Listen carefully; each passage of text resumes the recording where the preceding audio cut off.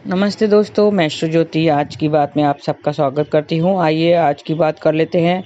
आज बड़ा ही शुभ दिन है। आज बुधवार का दिन है। बुधवार के दिन श्री गणेश की स्तुति करते हैं और गणेश जी के मंदिर जाइए, दूर्वा चढ़ाइए, हो सके तो मीठा कुछ चढ़ाइए, मोदक चढ़ाएं तो आज की सब मनोकामना पूर्ण होती हैं। आज थोड़ी सी वास्तु की बात, फिर आज की खास बात, आज ट्रांजिट की बात करेंगे, शुक्र के गोचर की बात करेंगे, उसके बाद कृष्ण कथा में थोड़ा ज्ञान लेने की कोशिश करेंगे। आइए वास्तु की बात कर लेते हैं।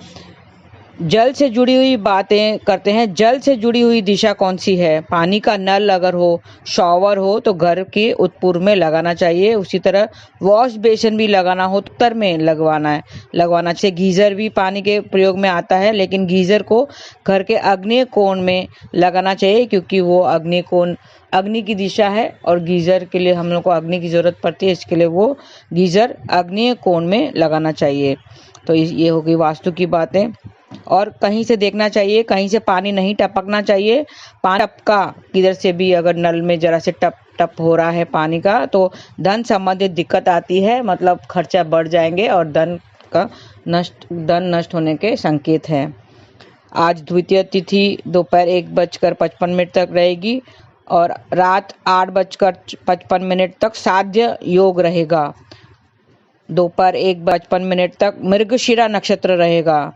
मृगशिरा नक्षत्र प्रतीक चिन्ह हिरण का है और उसका स्वामी है वो मंगल है, और खैर के पेड़ से इसका संबंध है। तो खैर के पेड़ की आज उपासना करनी चाहिए, उससे किसी प्रकार की नुकसान नहीं पहुंचाना चाहिए। आज की खास बात ले लेते हैं। शुक्र की तुला राशि में एंट्री आज देर रात 1:02 तक शुक्र तुला राशि में प्रवेश करेंगे। रात 1:02 पर शुक्र तुला राशि में प्रवेश करेंगे। 25 दिसंबर की सुबह 6:54 तक ये गोचर वहीं पर करते रहेंगे। तो थोड़ा सा ध्यान रखें। शुक्र भूख का कारक है और पत्नी का कारक है। स्पाउस रिलेशनशिप अच्छे रहना चाहिए। आप अपने जो रिलेशन से वैवाहिक जीवन है वो खराब नहीं करें। जीवन में शुक्र का सबसे ज़्यादा असर दाम्पत्य जीवन पर ही पड़ता है, तो रिलेशनशिप आप अच्छे रखें। ट्राई करें कि किसी भी तरह का आर्ग्यूमेंट नहीं होना चाहिए। और इन 12 राशियों में, आपकी कुंडली के हिसाब से 12 राशियों में किस भाव में आया है और इसका उपाय आप कर लेंगे। शुक्र के उपाय में आप माता लक्ष्मी की उपासना कर सकते हैं, गाय को खिला सकते हैं और वाइट चीज़ों से कनेक्ट रहिए। छोटे बच्चों को खीर खिलाएं। तो ये सब उपाय करेंगे तो आप शुभ परिणाम जरूर मिलेंगे। थोड़े से उपाय करने से आपके जो शुक्र का गोचर है वो शुभ परिणाम दे सकता है। शुक्र के अशुभ प्रभाव को दूर करने के लिए शुक्र के दिन सफ़ेद वस्त्र धारण करके ओम द्राम द्रीम द्रौम सह शुक्राय नमः, ये बीज मंत्र है शुक्र का, वो आप मंत्र जाप करके 5 बार, 11 बार या 21 बार करना चाहिए। शुक्र ग्रह को मजबूत करने के लिए भोजन में चीनी, चावल, दूध, दही या घी से बनी चीज़ों का सेवन करना चाहिए। शुक्र की शुभ दृष्टि के लिए जातकों को महिलाओं का सम्मान करना चाहिए और साफ सफाई का विशेष ध्यान रखना चाहिए। हो सके तो परफ्यूम, इत्र लगा कर देना चाहिए या इत्र की शीशी अपने पार्टनर को, जो स्पाउस है, उसको भेंट करना चाहिए। तो उससे भी आपको शुक्र के शुभ परिणाम मिलेंगे। तो थोड़े से उपाय कीजिए, गाय की सेवा कीजिए, गुरु मंदिर और गाय की सेवा करते रहें और वाइट चीज़ों से कनेक्टेड रहिए। शुक्रवार को वाइट वस्त्र पहने तो आपको शुभ परिणाम मिलते रहेंगे। तो ये थी आज की बात, गोचर की बात है। आइए कृष्ण कथा में हम, कल मैंने बोला था कि आज के दिन साधन और साधना के बारे में बात करेंगे। हमने साधन तो बहुत जुटा चुके हैं। पशु और मनुष्य के बीच अनेक भिन्नताएं हैं। इन भिन्नताओं में एक भिन्नता महत्वपूर्ण है कि मनुष्य को अपने पुण्य कर्मों और स्वश्रम से विद्या, धन और शक्ति जिस रूप में प्राप्त हो जाती है, वैसी प्राप्ति पशुओं को कभी नहीं होती है। पता होगा कि पशु इतना धन से जो हम धन कमा लेते हैं वो पशु नहीं कर सकते हैं। हमें जो प्राप्ति होती है, हम सुख साधन हम जो समेटते हैं लेते हैं, तो वो पशु नहीं कर सकते। मनुष्य सामान्यतः इन प्राप्तियों से लोग जीवन में सुख पाने के लिए इनका प्रयोग एक विशेष साधन के रूप में करते हैं और यह भूल जाते हैं कि इन प्राप्तियों में यदि उसका श्रम इससे मूल में है तो ईश्वर कृपा भी इसके आधार में है। अन्यथा सभी अपनी अपनी इच्छा अनुसार विद्या, धन व शक्ति पा लेते, किंतु ऐसा नहीं होता है। अपने यह ध्यान रखना चाहिए कि हम ये जो सुख साधन हमें मिल रहे हैं, इसके पीछे हमें ईश्वर कृपा भी है।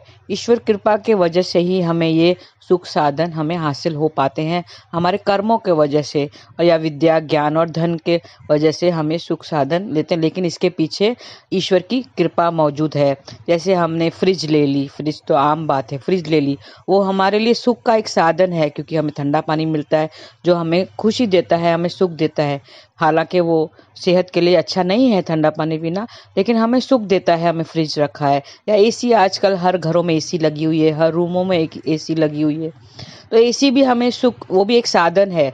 वो साधन, वो सुखों का साधन है, वो हमें सुख देता है, लेकिन वो हमें गलत फहमी है कि वो हमें सुख देता है। एक्चुअली वो भी, हम पूरा दिन क्या एसी में बैठे रहते हैं? नहीं, एसी हमें थोड़े समय तक, जब मौसम गर्म हो, थोड़े समय तक सुख देती है, लेकिन क्या ठंडी के मौसम में आप एसी में बैठे रहेंगे?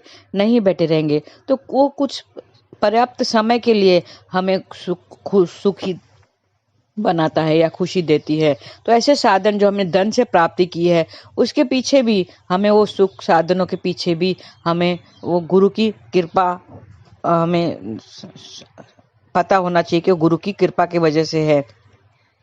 इसके लिए कहा जाता है कि जिस पर भी ईश्वर कृपा होती है वही विद्या, धन व शक्ति सहज में ही पा लेते हैं और अधिकारी बन जाते हैं। आप देखेंगे कि कोई व्यक्ति, दो लड़के हैं, वो एक बहुत पढ़ाई कर रहा है, लेकिन उसको कोई पढ़ाई करने के बाद में वो सब बन गया, डिग्री हासिल कर दी, लेकिन उसको नौकरी नहीं मिल रही कहीं पे।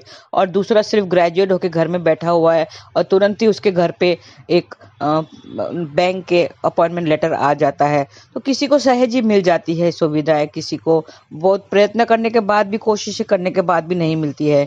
ये भी ईश्वर की कृपा ही है। बुरे कर्मों से हम नरक और सुख कर्मों से स्वर्ग, भक्ति व ज्ञान की प्राप्ति के साथ ही ईश्वर की प्राप्ति भी होती है। तब हम शाश्वत आनंद की प्राप्ति का अधिकारी बन जाते हैं। यही मनुष्य जीवन का परम लाभ और लक्ष्य भी है। हमारा लक्ष्य भी यही है। हम सब काम क्यों करते हैं? सुख पाने के लिए, सुख और शांति, मन की शांति पाने के लिए ही हम साधने को जुटाते हैं। लेकिन इन साधनों में, मैंने कल भी बताया था कि इन साधनों की जरूरत नहीं है।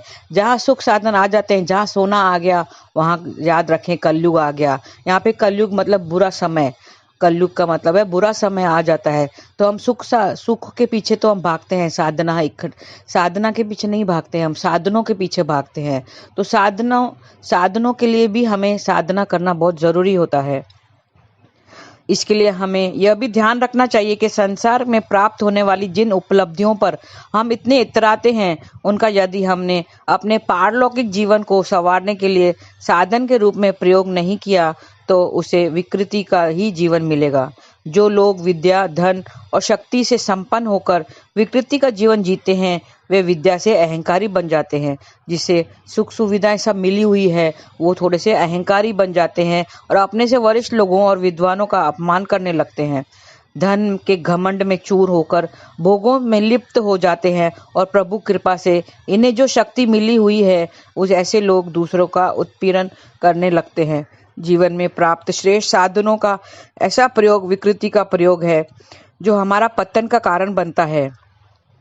अहंकारी होना, जैसे बड़े बड़े लोग, जैसे रावण वगैरह। रावण एक बहुत ज्ञानी पंडित था, सब उसने विद्याएं प्राप्त की थी, सब उनको साधने मिली हुई थी, सुख साधने सब मिले हुए थे, लेकिन उसने एक जो कार्य किया, उसकी वजह से अहंकार हो गया था, उसको मैं करने लगा था, अहंकार हो गया था, तो उसका पतन निश्चय था। उसका पतन होना निश्चय था। सज्जन व्यक्ति अपने विद्या से ज्ञान प्राप्ति के ओर बढ़ता है।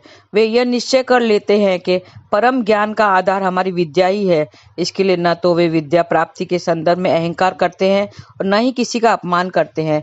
जिसे पता होता है कि ये सब जो हमें साधन मिल रहे हैं वो केवल ईश्वर की कृपा है, तो हमें उसकी साधना करना नहीं भूलना चाहिए। हमें साधना करते रहना चाहिए, क्योंकि साधना करने के बाद ही हमें ऐसे सुख साधन मिलते हैं।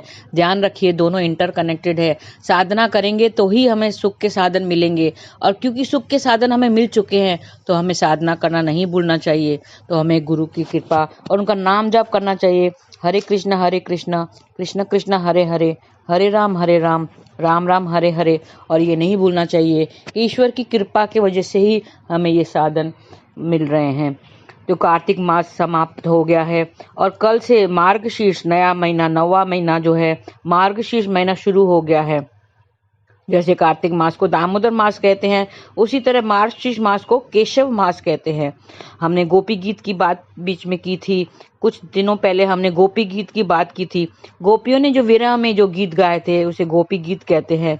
भगवान के विरह जो उनको मिला था तो उसमें जो उन्होंने गीत गाए थे वो गोपी गीत के नाम से प्रचलित है। उस गीत में गोपियों ने भगवान के चरणों की महिमा गाई है। भगवान के चरणों की महिमा गोपियों ने की है। यदि चाहे वो ठाकुर के चरण हो, गुरु के चरण हो, या राधा रानी के चरण हो, या माँ बाप के चरण हो, उनकी बड़ी महिमा है। चरणों की बड़ी महिमा है। चरणों पर भजन भी निकले हैं, बहुत सारे भजन बने हुए हैं। एक भजन ऐसा है, चरण कमल तेरे धोए धोए पीवे मेरे सतगुरु दीन दयाल। ऐसे बहुत सारे गीत बने हुए हैं, भजन बने हुए हैं। जब भी हम मंदिर जाएं, ध्यान रखें, जब भी हम मंदिर जाएं उनको पहले दर्शन हमें चरणों से शुरू करना चाहिए। डायरेक्ट मुख पर नहीं होना चाहिए। हमारे जो दर्शन करते हैं हमें चरणों से शुरू करना चाहिए। चरणों की बहुत बड़ी महिमा है। पहले चरणों के दर्शन करें और फिर धीरे धीरे ऊपर मुख की तरफ जाएं। आरती भी चरणों से शुरू करनी चाहिए। आरती भी जब करते हैं तो चरणों से शुरू करनी चाहिए। चरणों से ही हम लक्ष्मी दक्षिणा डालते हैं। चरणों में ही हम लक्ष्मी मतलब दान दक्षिणा डालते हैं। चरणों में ही हम फूल चढ़ाते हैं। चरणों का ही ध्यान करते हैं। चरणों से ही हम दंडवत प्रणाम करते हैं। हम दंडवत प्रणाम कैसे करते हैं? चरणों पर करते हैं। तो चरणों की बड़ी महिमा है। और हम जब हनुमान चालीसा पढ़ते हैं, हनुमान चालीसा में आपने ध्यान हुआ कैसे शुरू होता है? वो कैसे शुरू होता है? वो भी चरण से, श्री गुरु चरण सरोज रज। तो वहां पे भी चरण आ जाते हैं। भगवान के चरणों की महिमा देखो कि ये वो चरण है जो कालिया नाग के ऊपर चढ़े थे, और ये वही चरण है जो उसके नृत्य किया था। कालिया नाग के ऊपर उन्होंने नृत्य किया था और अपने चरण के निशान छोड़े थे। ये वही चरण है जो सबका उद्धार करते हैं। और ये वही चरण है जो केवट की नाव पर चढ़े थे और केवट ने उनके चरणों को धोया था। वृंदावन में अगर जाएंगे तो नंदगांव में एक ऐसी बड़ी शिला है जहाँ उनके मेरे प्रभु के चरणों के निशान बने हुए हैं। बड़ी बड़ी शिलाएं हैं, वहाँ पे मेरे प्रभु के चरणों के निशान है। भगवान की चरणों की महिमा जरूर सुने और उनकी चरणों की पूजा करें। आगे फिर इसके चरणों के बारे में, चरणों की महिमा मैं कल भी लूँगी, कंटिन्यू करूँगी। तो आप ज़रूर सुनते रहिए, देखते रहिए। चरणों की महिमा बहुत अपरंपार है। आप नाम जाप करते रहिए। हरे कृष्ण कृष्ण कृष्ण हरे हरे, हरे राम राम राम हरे हरे। आज के लिए बस इतना ही। आपका दिन शुभ रहे। हरे कृष्ण।